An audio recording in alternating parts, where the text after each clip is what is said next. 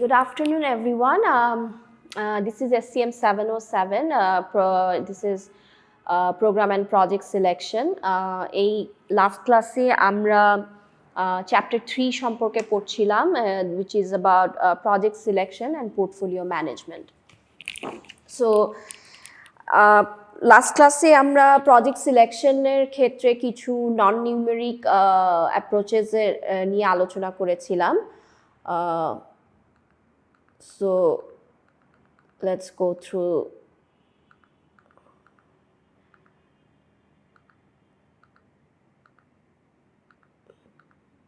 Profile, বিভিন্ন ধরনের profile model and non numeric নিয়ে আমরা আলোচনা করেছি. So let's talk about the financial models আজকে, যেগুলো numeric based models.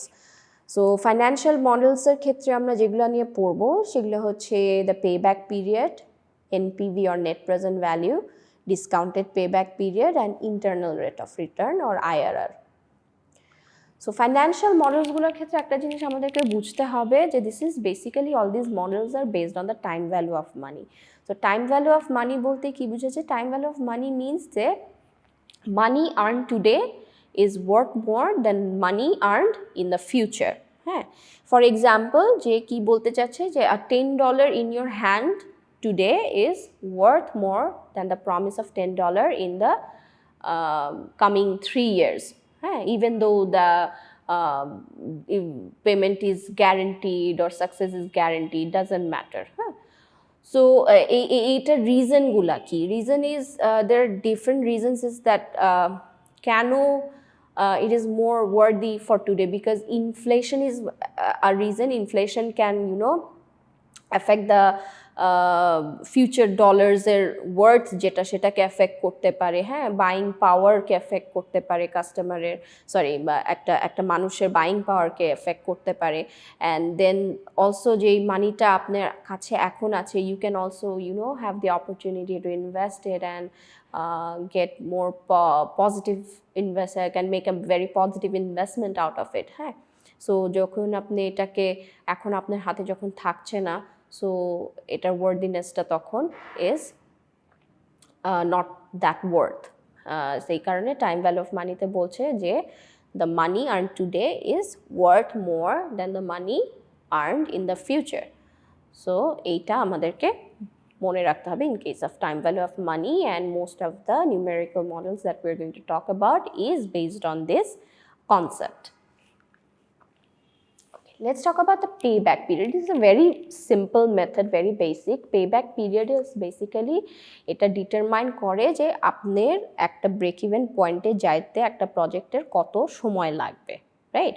So let's see what it says. It says it determines how long it takes for a project to determine for a project to reach a break even point. It is the estimated time that will be necessary to recoup the investment. মানে বলতেছে যে এটা হচ্ছে ওই যে কতটুকু time লাগবে আমি যে ইনভেস্টমেন্টটা করছি এটা পাওয়ার জন্য, হ্যাঁ, বা একটা ব্রেক ইভেনে পৌঁছানোর জন্য.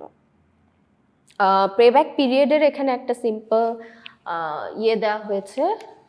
লেটস সি, এখানে একটা simple, if you see the pointer here, একটা ইকুয়েশন দেওয়া হয়েছে.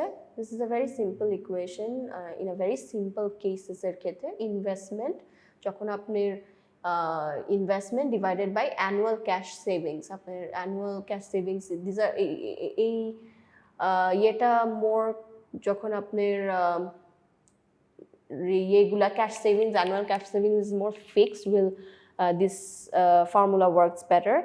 সো এখানে আরও কিছু জিনিস একটা এক্সাম্পল আপনাকে দিতে পারি. একটা simple example for this simple formula যদি দেখেন.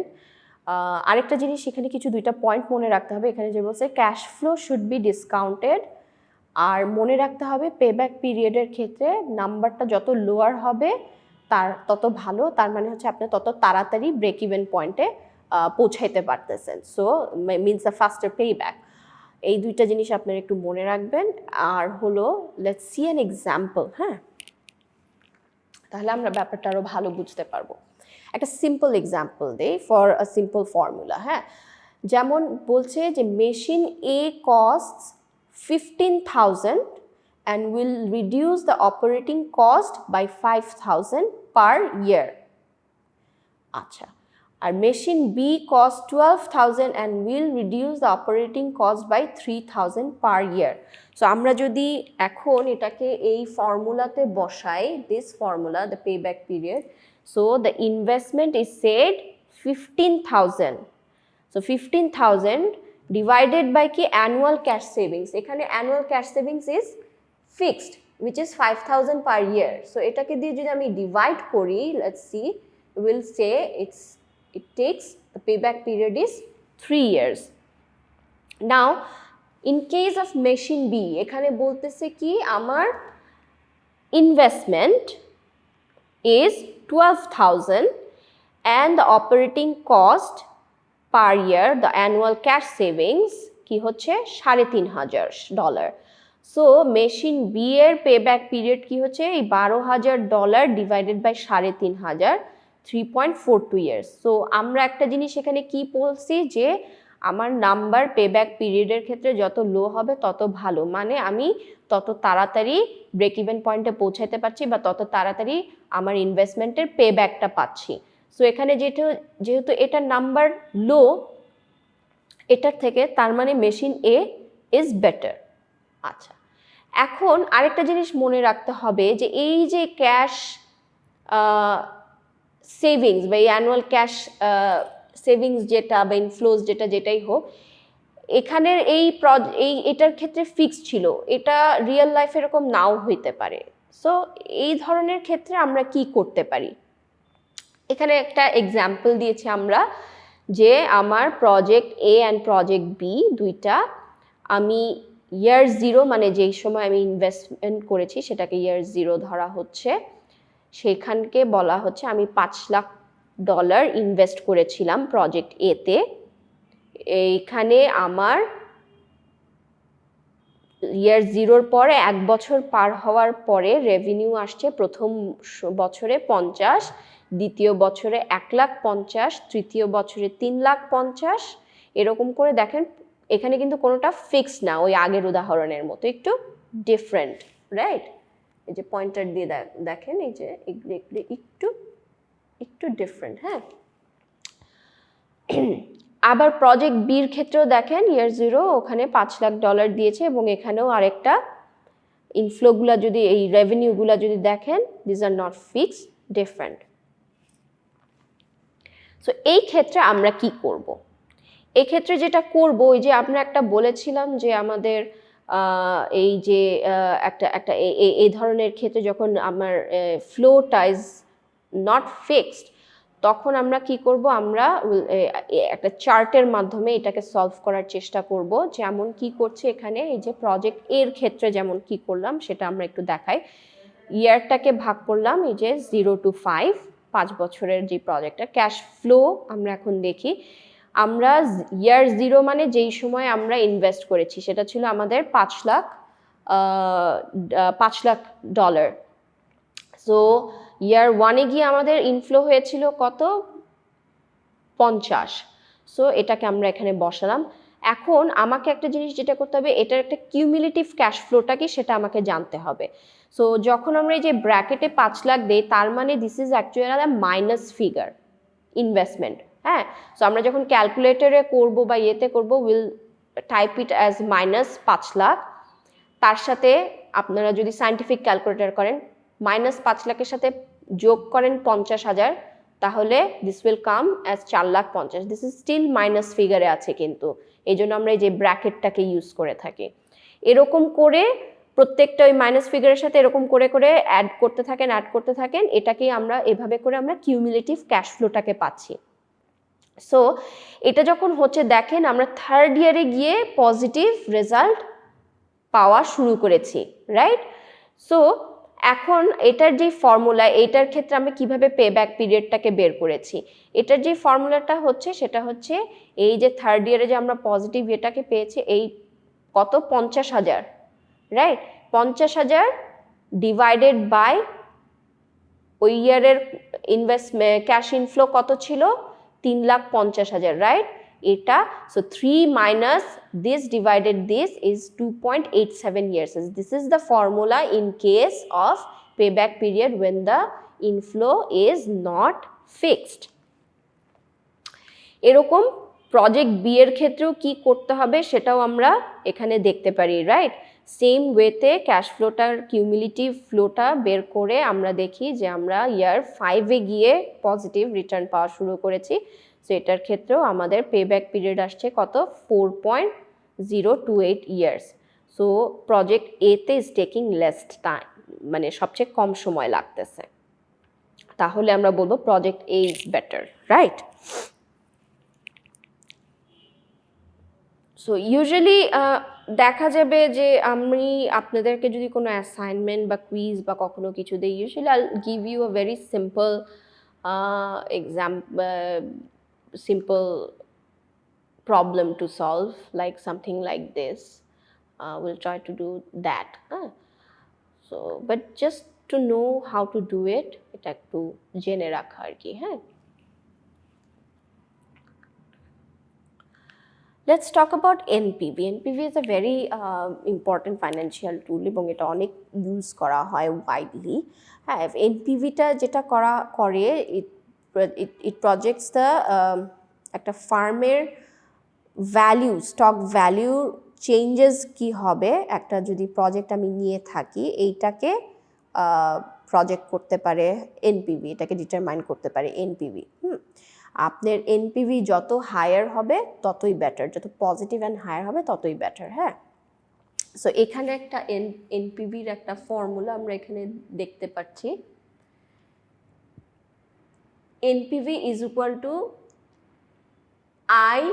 আই মানে এখানে বলতেছে যেটা আপনার ইনভেস্টমেন্ট, ইনিশিয়াল ইনভেস্টমেন্ট, জিরো মানে ইউজুয়ালি আমরা ইয়ার জিরো বা জিরো যেটা বলি, যেই ইনিশিয়াল ইয়ারে যেই সময়টাতে আমরা ইনভেস্টমেন্টটা করেছিলাম, plus summation of FT.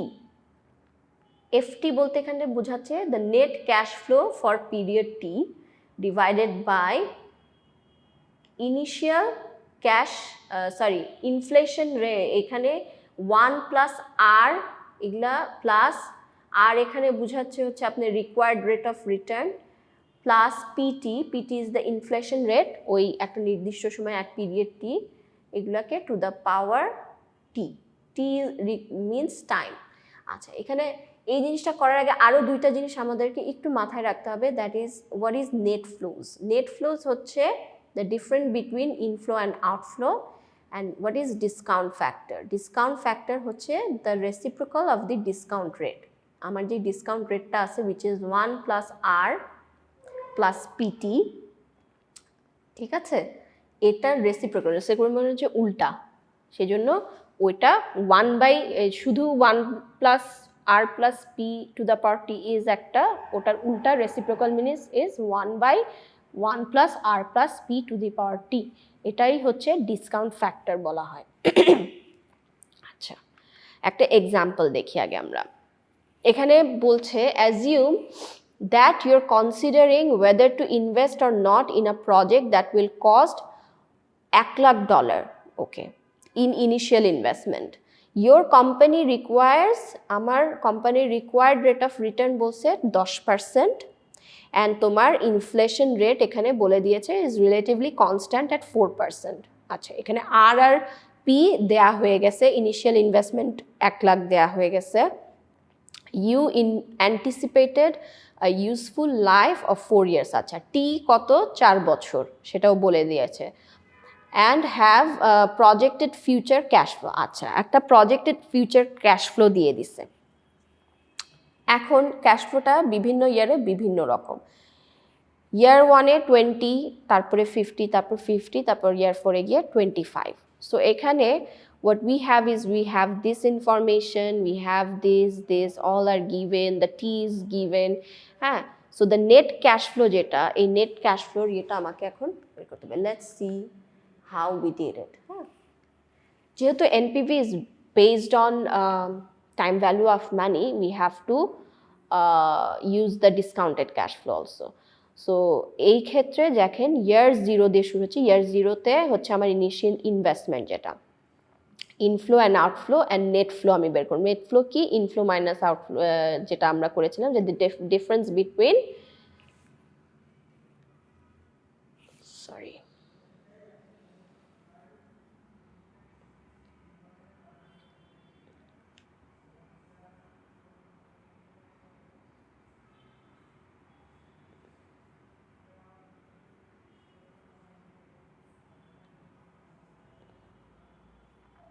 So আমরা যেটা এখানে দেখেছিলাম যে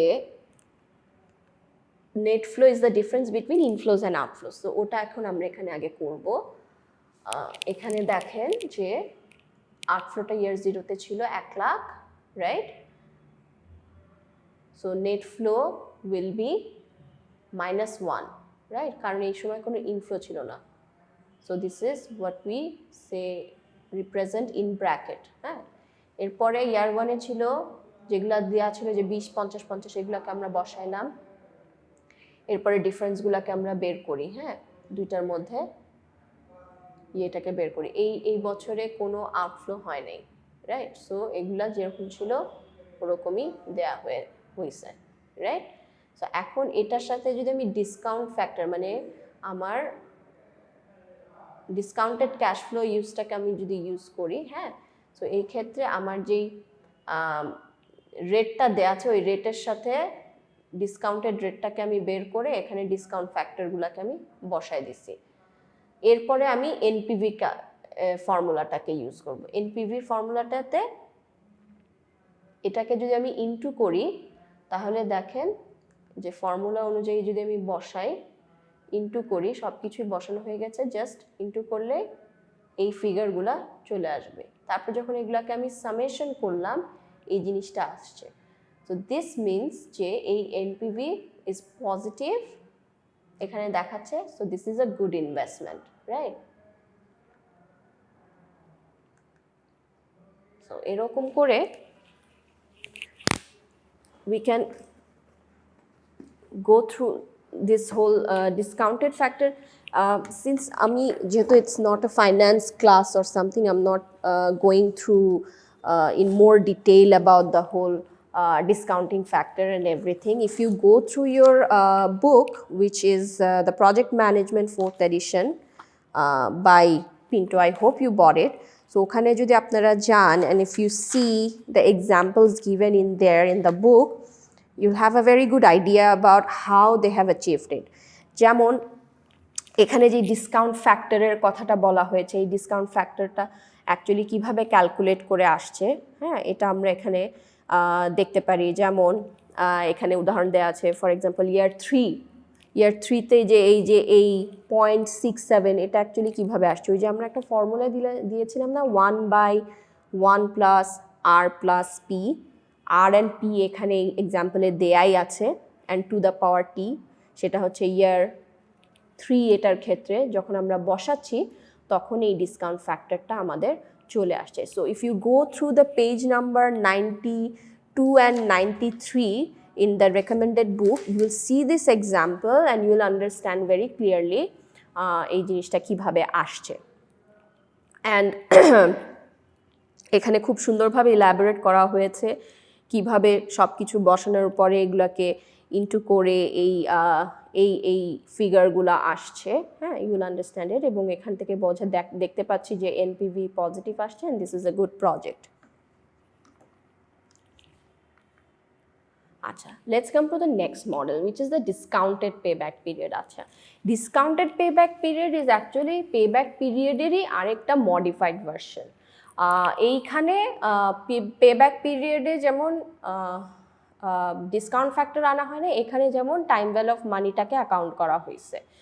সো এইখানে আরেকটা জিনিস বলা হচ্ছে যে both matrix are used to calculate the amount of time. এটা দুইটার ক্ষেত্রেই this is used to calculate the amount of time it will take to reach a break even point. আচ্ছা, both the payback period and the discounted payback period can be used to evaluate the profitability and feasibility of a specific project.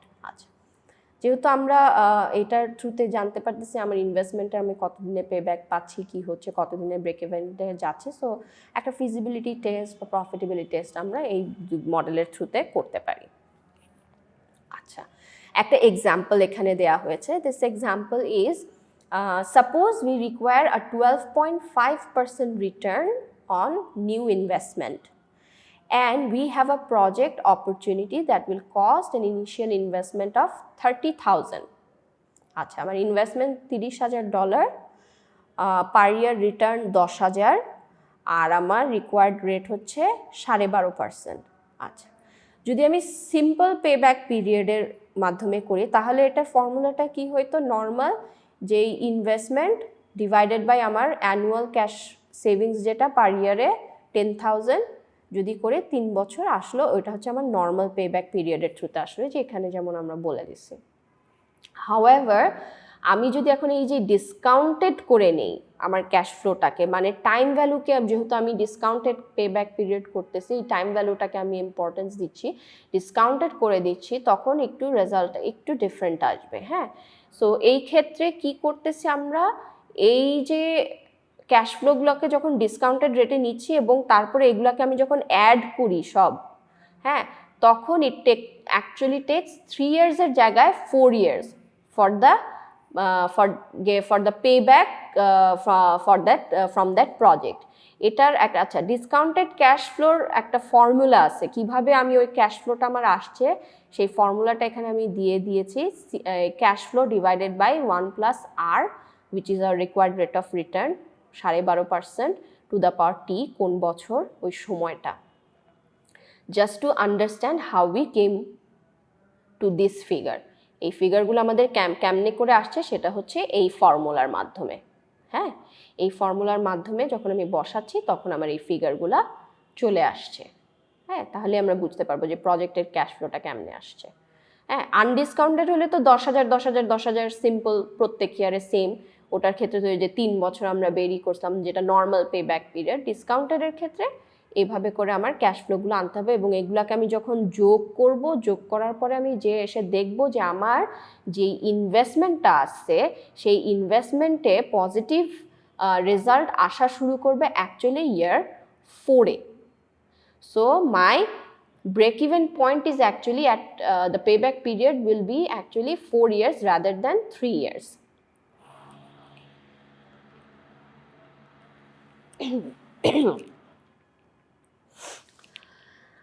Let's talk about IRR. IRR is also another financial or numerically based financial arekta model. So এইখানে এই যেটাতে বোঝাচ্ছে, this means that what is the rate of return, হ্যাঁ, that must be made which is worthy of consideration. আচ্ছা, এখানে দেখি আমরা কি বলছে, a project must meet a minimum rate of return, ঠিক আছে, before it is worthy of consideration. একটা মিনিমাম রেট অফ রিটার্ন একটা প্রজেক্ট থেকে আসতে হবে, ঠিক আছে। সো উই আর সেইং, এই IRR এর মাধ্যমে we are saying is that what's that rate that will give me the desired financial return, মানে আমার এই যে মিনিমাম রেট অফ রিটার্নটা যেটা দরকার, হোয়াটস দ্যাট রেট, এটা আমরা বের করতেছি IRR এর মাধ্যমে, যে এই রেটের মাধ্যমে আমি একটা আমার ডিজায়ার্ড যে ফাইন্যান্সিয়াল রিটার্নটা দরকার সেটা আমি পাচ্ছি। So that is IRR. So IRR এর এখানে the different variables that are given in this formula, if we see, this is the initial cash investment or outlay. This is the formula. This is summation of n is equal to 1 to t. n is the projected expected যে life সেটা, এবং 1 থেকে যত বছর যত সময় পর্যন্ত যেতে পারো, অ্যান্ড ACF একটা নির্দিষ্ট সময়ের annual after tax cash flow for a time period of t divided by 1 plus IRR to that power t. So এই ইন্টারনাল রেট অফ রিটার্নটা কথা। IRR এর ক্ষেত্রেও মনে রাখতে হবে, দ্য হায়ার IRR ভ্যালুস যত ততই বেটার। আচ্ছা, এখানে this is an example, this is also from the book which is in page number 95. ওই পেজ নাম্বারে গেলে আপনারা পাবেন। এখানে খুব সুন্দর করে একটা এক্সাম্পল দেওয়া হয়েছে, let's see it. Let's take a simple example. Suppose that a project requires an initial cash investment of $5,000. আচ্ছা, বললো আমার ক্যাশ আউটলে যেটা initial investment $5,000 and expected inflow হচ্ছে কত বললো, 2,500, 2,000, 2,000 নেক্সট 3 ইয়ার্সের জন্য। আচ্ছা, further assume that our companies required rate, আচ্ছা রেট অফ রিটার্নটা হচ্ছে কি বললো, রিকোয়ার্ড রেট অফ রিটার্ন হচ্ছে 10%। আচ্ছা, so the question is this project worth funding?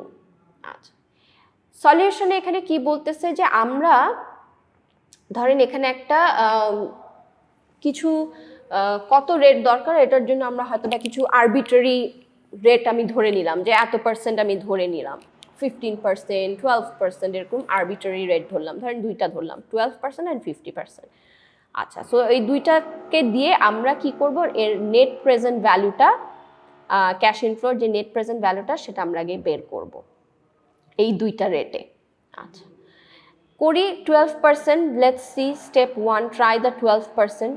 12% যে ইয়ার 1, 2, 3 ইনফ্লোজ ডিসকাউন্টেড যত রেট, এটা আমরা এখানে দিলাম 12%-এ এবং এনপিভিগুলো বের করলাম। হ্যাঁ, এনপিভি বের করার পরে এটার থেকে আমার যে ইনিশিয়াল ক্যাশ ইনভেস্টমেন্টটা 5,000 সেটাকে বাদ দিলাম। দেখেন its difference is very high, 251। আচ্ছা, আবার সেম একইভাবে আমরা কি করলাম, আরেকটা রেট আরবিট্রারি আমরা ধরছিলাম, সেটা হচ্ছে 15%। 15%-এও আমরা ট্রাই করে দেখি, বের করার পরে দেখা যাবে যে এখানে difference is low. So obviously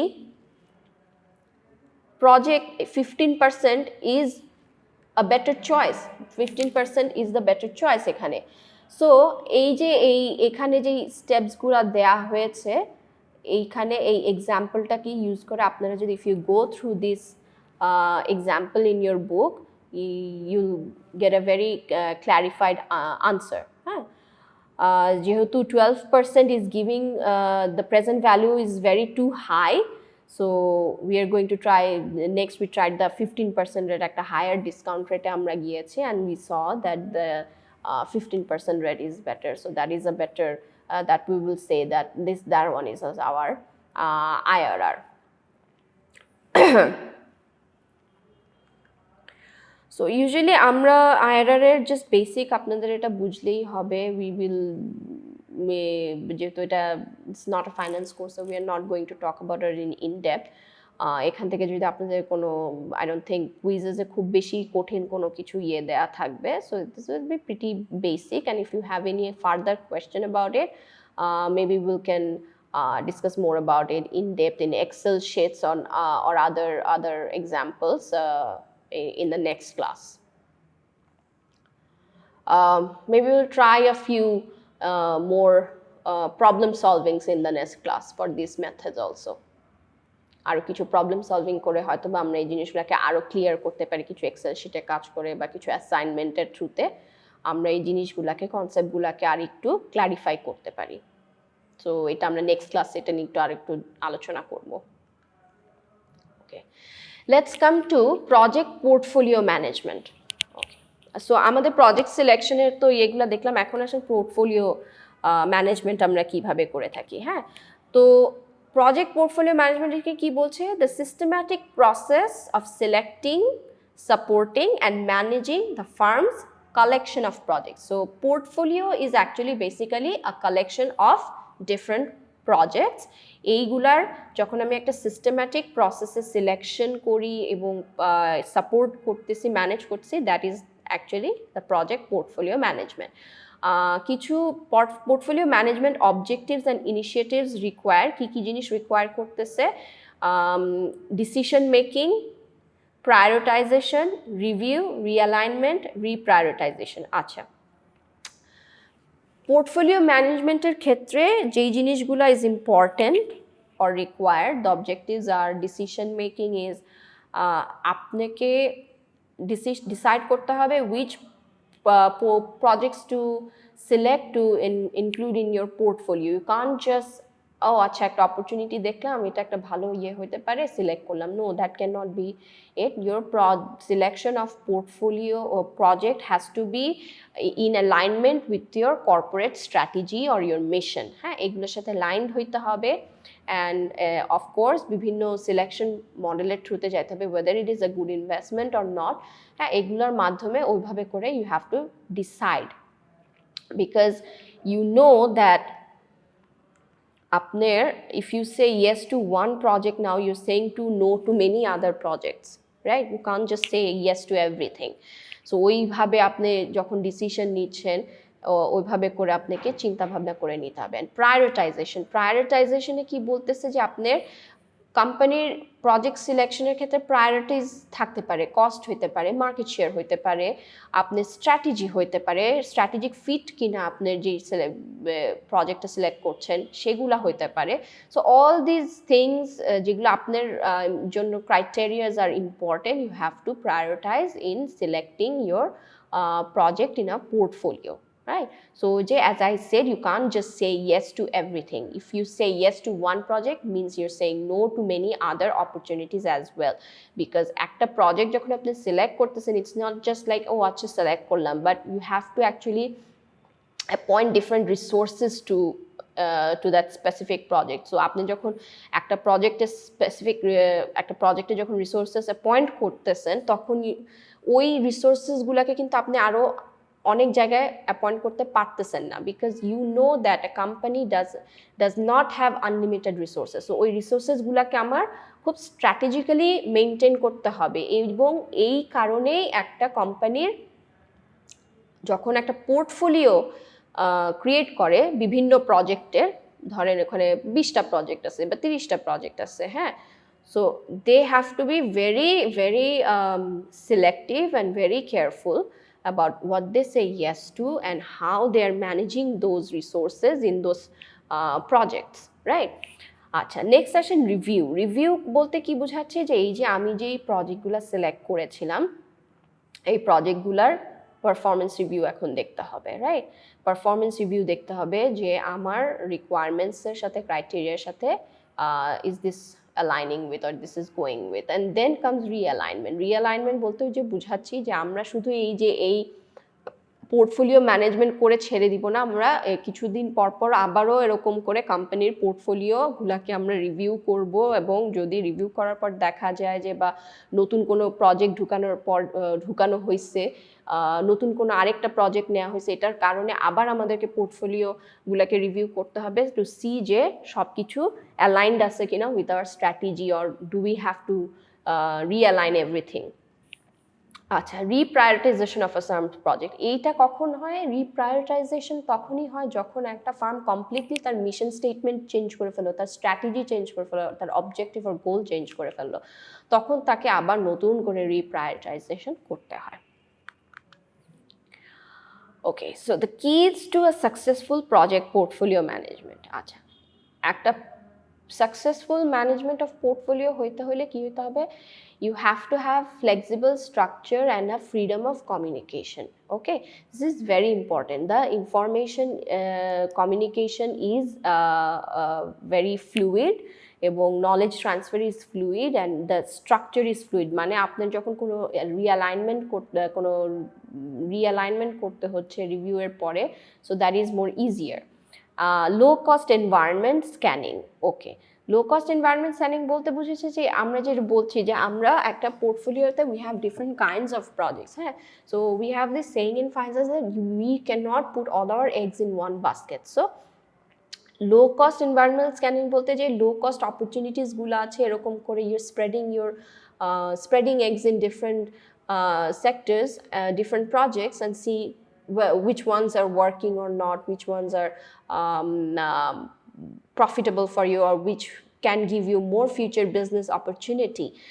এই ধরনের ইয়ে করে থাকে, or which project should be forgotten or বাদ দিয়ে দিতে হবে, এই ধরনের একটা স্ক্যানিং প্রসেসে সবসময় থাকতে হবে, হ্যাঁ। And we can't put just all our eggs in one basket, that will be too risky. And time pace transition আরেকটা জিনিস মনে হতে হবে, এই যে portfolio management takes a long time lead, there is a long time lead for it.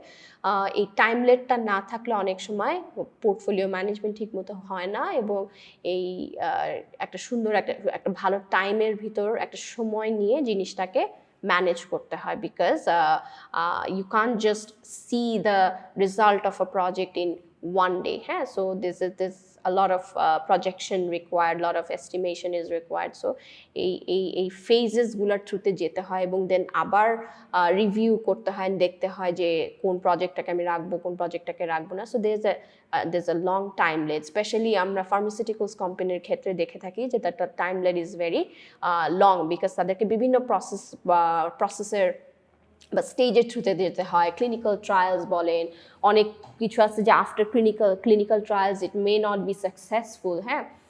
So এই ধরনের বিভিন্ন স্টেজেসের ক্ষেত্রে যেতে হয়, আমরা ফার্মাসিউটিক্যালস কোম্পানির ক্ষেত্রে দিয়ে থাকি।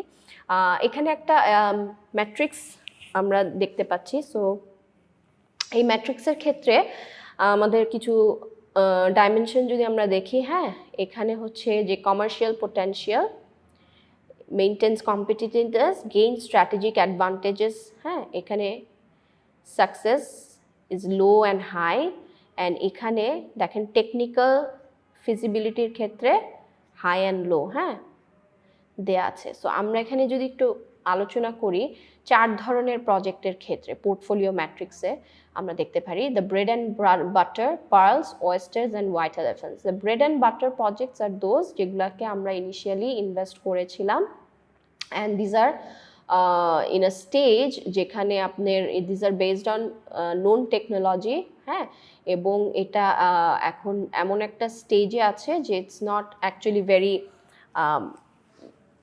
হাই পোটেনশিয়াল এখন অবস্থায় নাই, হ্যাঁ।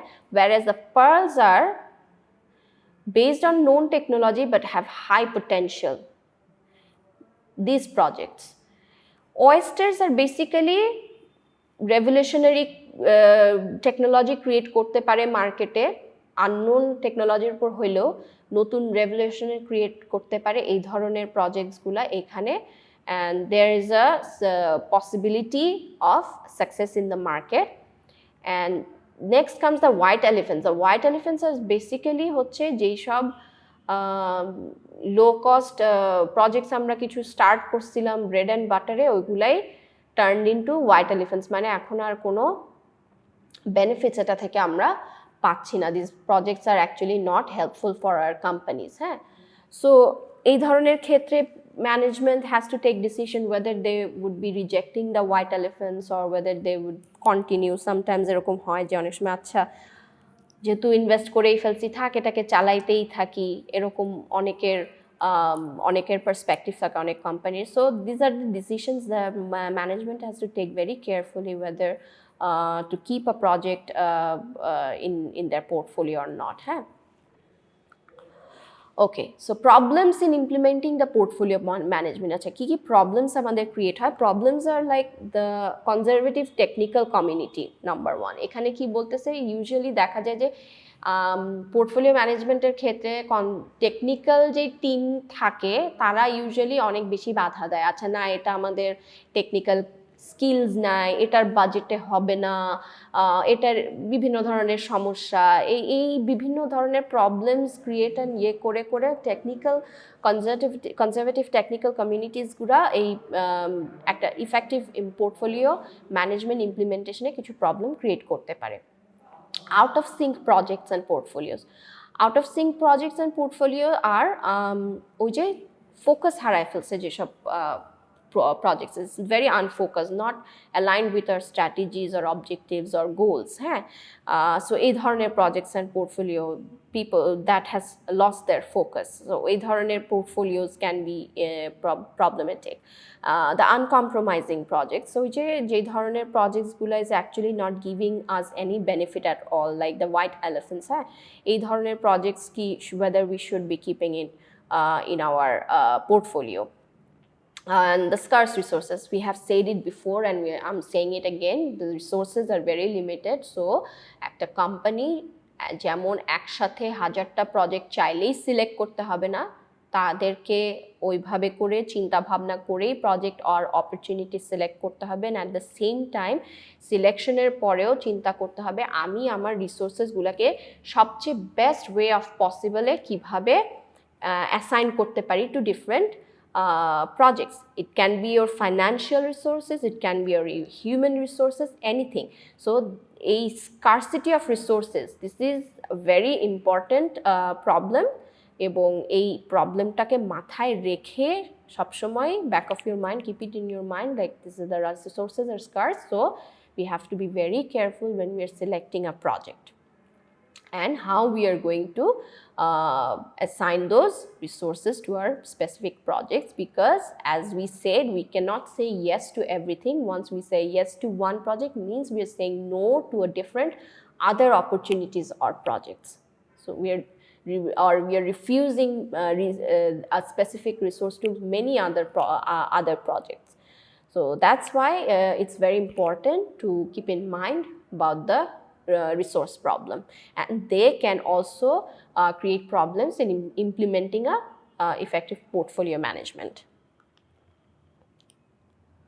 Okay, so this is for all today. Thank you so much. আজকে আমরা project program and project management এই কোর্সের চ্যাপ্টার 3টা আমরা আজকে শেষ করলাম। উই হ্যাভ অলরেডি চ্যাপ্টার 4 আমরা আগেই শেষ করেছিলাম, right? So which is chapter 4 was about project leadership, ওটা আমরা আগেই করে ফেলেছি। প্রজেক্ট চ্যাপ্টার 3টা আমরা লাস্ট ক্লাসে নন নিউমেরিক্যালগুলো করেছিলাম, আজকে আমরা নিউমেরিক্যাল বেসড ফাইন্যান্সিয়াল মডেলসগুলো দেখলাম। Please go through your book, আপনাদের বইটাকে আপনার যেটা আমি রেকমেন্ড করেছিলাম ওগুলাকে একটু পড়ার চেষ্টা করেন, you will be even more clear. Next ক্লাসে হয়তো বা will try to if you have any other problems just we can discuss on it, and we can go through a few of assignments. Maybe I'll give you a few assignments to practice on these financial models so that the concepts are more clear to you. Okay, thank you so much, have a good day.